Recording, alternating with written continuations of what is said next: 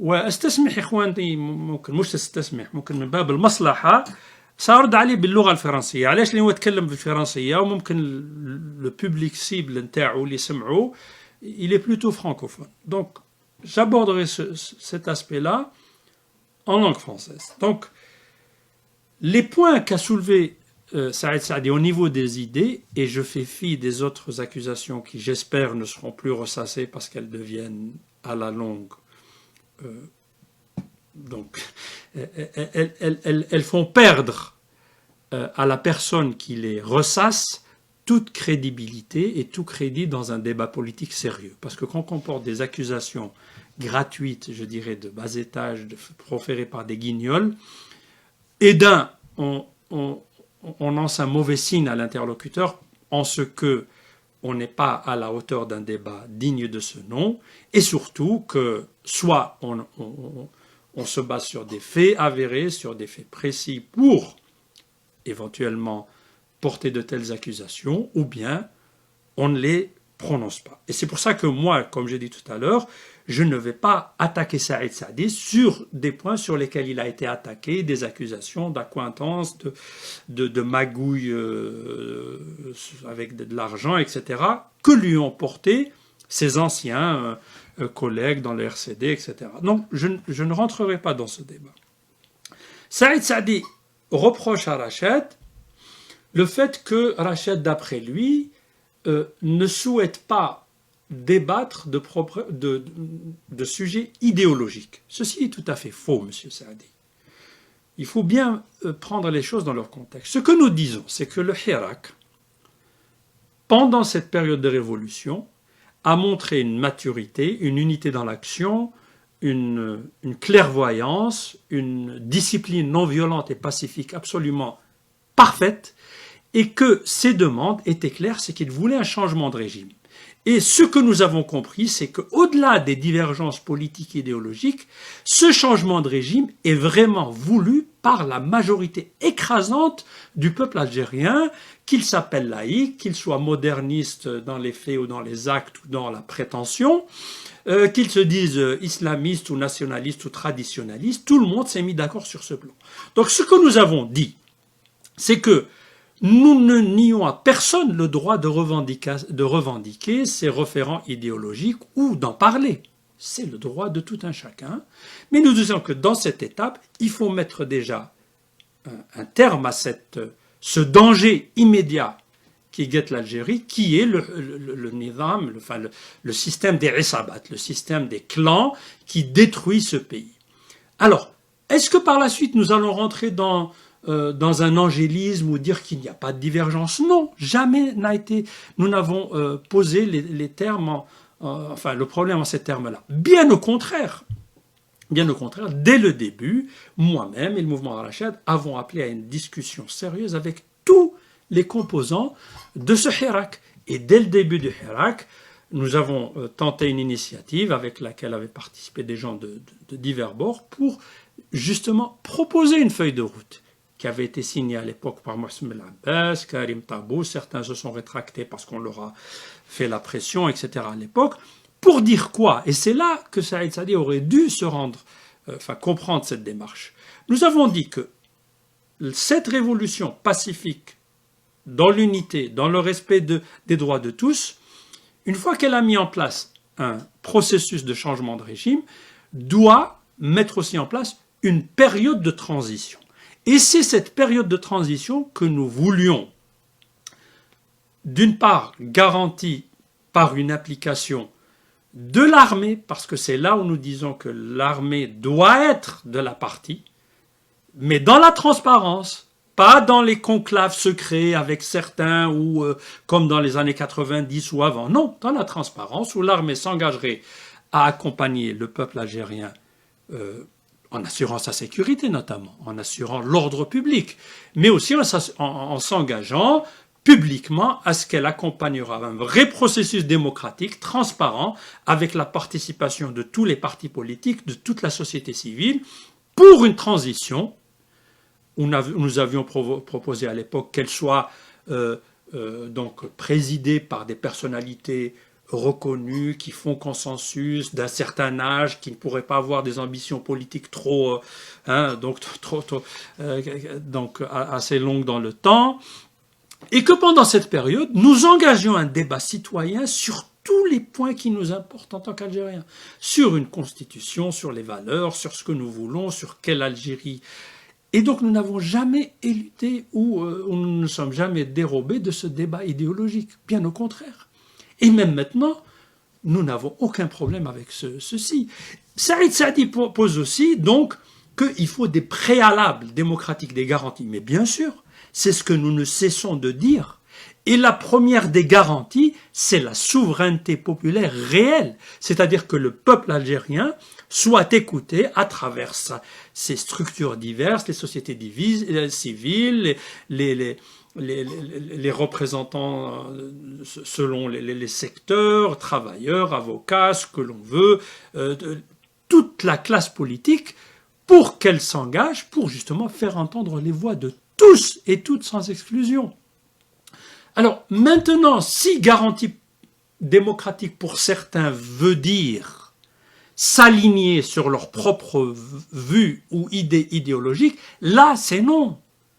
On ne peut pas imposer quelque chose. Parce que certains disent non, on n'ira pas dans le Hirak, on ne fera pas de transition s'il y a un tel ou un tel. Ou si on ne dit pas que l'Algérie est laïque, par exemple, devra être laïque. Déjà, au niveau de la chaîne, nous avons dit que les mots ne nous font pas peur. Le fait que certains disent laïque ne nous met pas dans une position indélicate ou de panique, bien au contraire, nous disons, enfin, que veut dire le mot laïque, messieurs, pour vous? Venons en débattre. Allez, discussion. Et j'ai engagé certaines idées qui montraient que ce mot est très malléable. Le mot laïque en France n'est pas le même qu'en Espagne ou en Allemagne ou en Islande, aux États-Unis ou même dans certains pays qui sont beaucoup plus dans notre sphère. Et Saïd Saadi m'a même répondu pour l'anecdote que quand j'ai invoqué l'Allemagne et que dire, oui, là, vous voyez, parler l'Allemagne, c'est un pays laïque, mais dans lequel l'Église a un poids extrêmement important dans l'économie, que l'Église était le premier employeur de le pays, qu'il avait un poids beaucoup plus grand que des boîtes comme Mercedes ou VV ou je ne sais quoi. Et il m'a répondu, oui, mais non, ils n'ont aucun poids dans l'exécutif, et il s'est même dit à l'époque qu'il était sociodémocrate. Et moi, je fais remarquer à M. Saïd Saadi que s'il est sociodémocrate, c'est que cet état de fait en Allemagne pose un gros problème pour des membres du SPD, des sociodémocrates allemands. Donc, il devrait un petit peu se mettre donc à jour sur ces données-là, et que je suis étonné de voir, de dire que une puissance économique de cette sorte n'est pas un mot à dire dans la vie politique. Déjà, ce n'est pas vrai, parce qu'elle a un poids énorme dans la vie politique. On l'a vu dans de nombreux débats en Allemagne sur l'enseignement de la religion dans les écoles, le crucifix dans les écoles en Bavière, etc., etc. Et surtout le poids de l'argent quand un premier employeur agit de la sorte dans un pays, il a un poids énorme dans ce pays. Parce que en Allemagne, tout se fait dans la négociation et les conventions entre ouvriers, patronat, etc. Et que ceci influe d'une manière énorme l'Église, d'une manière sur les conventions de travail, sur l'économie en général. Alors maintenant, si Saïd Saadi pense que si l'Église qui a un tel poids dans un pays ne fait pas de mal à la laïcité, alors je dis que alors il va falloir vraiment discuter sur quel plan agit cette laïcité. Il dit qu'elle n'a pas de plan sur l'exécutif, mais bien au contraire. La chose la plus importante dans un pays comme l'Allemagne, une puissance économique de premier plan dans le monde, est un facteur essentiel de la vie politique. Donc, c'est ce genre de débat que nous pourrions avoir. Quelle est cette laïcité? Que voulez-vous? Et puis, moi aussi, je pourrais poser des questions à Saïd Saadi. Est-ce qu'il reconnaîtrait dans un pays musulman, par exemple, que des gens se réclamant de cette religion, et ils sont jusqu'à preuve du contraire la majorité écrasante dans ce pays, aient le droit d'exprimer des idées politiques basées sur leurs convictions religieuses? Étant entendu, je suis tout à fait d'accord avec Saïd Saadi, du moins je l'espère, que la nature du pouvoir doit être civile, c'est-à-dire que les lois doivent être donc votées, proposées par l'autorité civile élue de manière démocratique et libre par les citoyens et citoyennes du pays. Donc on n'aurait pas un clergé qui imposerait des lois, et ceci est contraire aussi à nos référents religieux en islam. En Algérie, nous n'avons pas de clergé, nous n'avons pas d'autorité religieuse qui viendrait interférer ou imposer quelque chose, à la différence de certains pays dits laïques, où il y a une forte présence d'un clergé, qu'il soit catholique ou bien une église évangéliste ou autre. Donc, ce genre de débat, nous pouvons le mener. Et nous l'appelons de tous nos voeux, parce qu'il y va de la stabilité et du futur de l'État algérien auquel nous aspirons tous, mais il doit être fait d'une manière intelligente, dans le cadre du respect de tous les Algériens, parce que sous couvert, par exemple, de laïcité ou notre terme tout à fait galvaudé, je suis un moderniste. Je ne vois pas en quoi Saïd Saadi ou certains de ses confrères sont plus modernistes que moi. Je ne vois pas, franchement. Alors, selon les lectures et les teintures du mot moderniste, il dit aussi certains devront assumer s'ils veulent changer en conservateur. Je ne suis pas un conservateur, je suis un progressiste. J'ai des idées peut-être plus proches de la gauche en ce qui concerne des notions économiques, de distribution de la richesse, de droits des travailleurs, d'égalité salariale. Il a invoqué aussi l'égalité homme-femme. Nous ne sommes tous pour ça. Mais ceci reste et restera un problème avant tout sociétal, qu'on ne peut pas juste promulguer et dire « oui, c'est fini ». Égalité homme-femme, classe. Parce que même dans des pays où ces choses sont très avancées, eh ben sur le fond du fondement idéologique, ils sont en retard par rapport, par exemple, à ce que préconise la religion musulmane. L'égalité homme-femme au niveau économique, à salaire égal, il ne fait pas de doute que pour moi, pour mes référents, à travail égal, hommes et femmes doivent avoir un salaire égal. Ce qui n'est pas le cas dans la quasi-totalité des pays du monde, y compris les pays les plus avancés. Donc il ne suffit pas de lancer des slogans pour dire que vilipender les autres ou s'octroyer un monopole du cœur ou de la modernité ou de la raison ou du savoir-vivre ou du savoir-faire. Ce n'est pas du tout le cas, M. Saadi, et je vous le dis en toute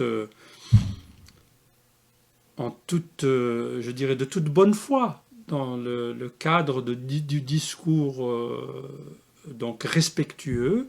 Et bien évidemment, il a aussi mentionné le passif des années 90. Oui, et il dit que on veut imposer notre lecture. Non, nous avons notre lecture.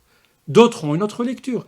À la différence que nous, par rapport aux autres, les autres, quand on leur dit la solution serait quoi pour le passif des années 90? Elle doit être basée sur le droit et sur des devoirs de vérité, de mémoire et de justice.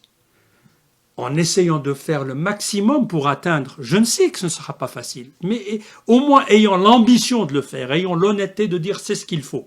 Est-ce qu'on arrivera à le faire à 50, 60, 70, 100%? Ça dépendra de notre bonne foi, de notre attachement aux valeurs de justice, d'équité. Par contre, je vois que dans notre camp, dès qu'on soulève certaines questions, c'est les qui. Oui, bien sûr, il faut poser les questions.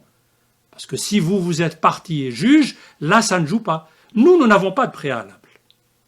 Nous disons que c'est notre vue, ce sont les données que nous avons sur cette période, c'est notre grille de lecture, mais nous appelons tout le monde à dire ce qu'il pense dans un cadre qui viendra encadré par la loi, encadré par le respect de tous, y compris le respect de ceux qui seraient accusés éventuellement, et pour arriver à une solution qui serait bien sûr juridique en elle-même, et aussi politique pour assurer une nouvelle étape qui garantirait la paix sociale, qui garantirait un renouveau, un nouveau départ pour notre pays, pour dire plus jamais ça, ce qui s'est passé dans les années 90.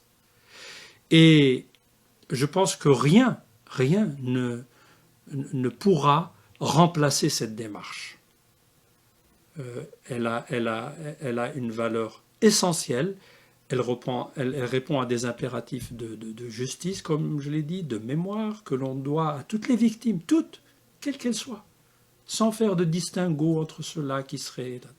Et aussi de vérité, parce que si vous prenez le drame des familles de disparus, par exemple, leur grand drame, aujourd'hui encore, 25-30 ans après, c'est qu'elles ne savent toujours pas ce qu'il est advenu de leurs enfants, de leurs fils, de leurs maris, de leurs filles, parce qu'il y a aussi des dames, des femmes qui sont portées disparues.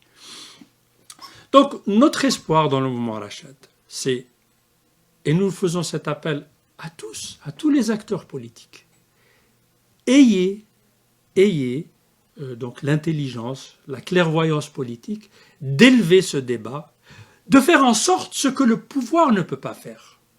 Et je suis sûr qu'avec une telle démarche, nous arriverons déjà à réduire d'une façon très palpable, significative, les sujets qui peuvent être en apparence sujets à confusion ou même à mauvaise interprétation, à mauvaise compréhension, éviter aussi les préjugés et aussi donner espoir à notre peuple qu'effectivement nous avons une classe politique qui, au-delà de divergences réelles ou apparentes, arrive à jeter les jalons d'un débat serein, d'un débat sérieux, d'un débat intelligent qui amènerait au compromis minimum, au consensus, pourquoi pas, pour construire l'Algérie de demain.